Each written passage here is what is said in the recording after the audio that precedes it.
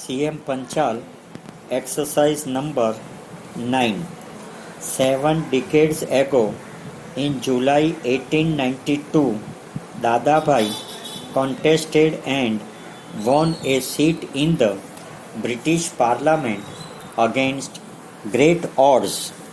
Now, 70 years later, it is not easy for us to picture the uphill task that faced the grand old man of India in his attempt to win a voice for India in the imperial legislature, as the British Parliament was then known. Para. Scarcely 3 decades has passed since the 1857 War of Independence, and to the average Britisher and Indian connoted nothing more than an idolatrous pagan. It is not exactly known as to when Dadabhai was inspired with decision to stand for election in England. Since 1855, for 30 years, he had been resident in England, and he had built up a name for honesty.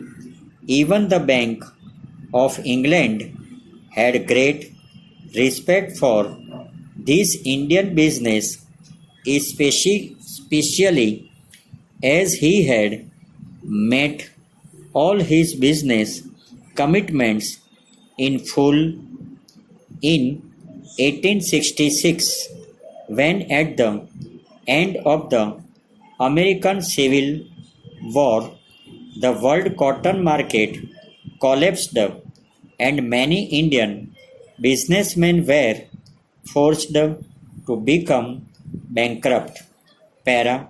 Anyhow, just after presiding over the second session of the Indian National Congress in 1886, he seems to have thought of entering the British Parliament and doing his best there in prorogating Indians' views on Home Rule and other reforms, but at the same time he was aware of the stupendous nature of the task and wanted to proceed in secret to that. If it was found impossible, he could abandon the project without any loss of face.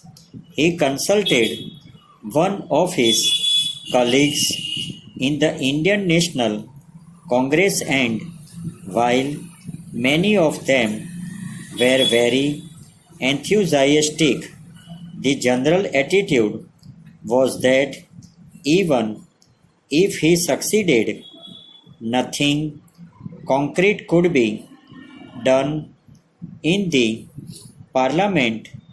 What can you do alone and single handed in that vast assembly? Over.